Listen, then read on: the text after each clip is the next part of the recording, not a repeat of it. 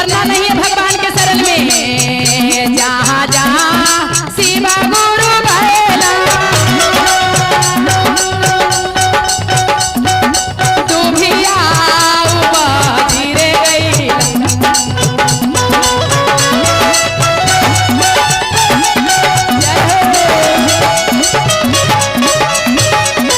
आज शिवा गुरु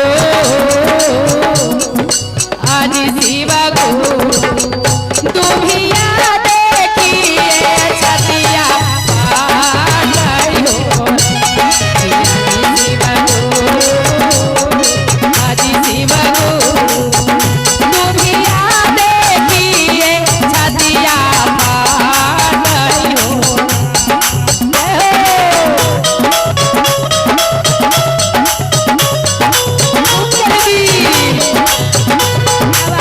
पीछे ऐसे कहा जा रहे हैं।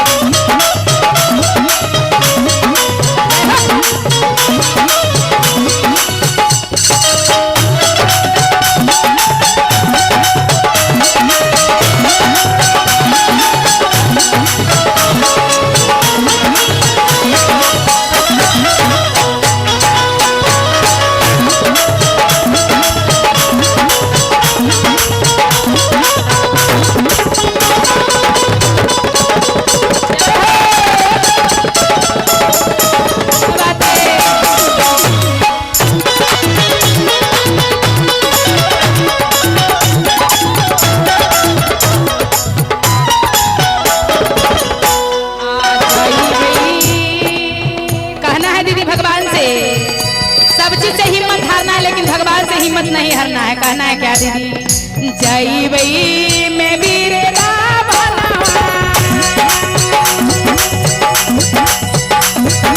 तोरा वही मैं बेलावा के पातवा। जय वही मैं वीर तोरा वही मैं बेलावा के पातवा। आज शिवा गुरु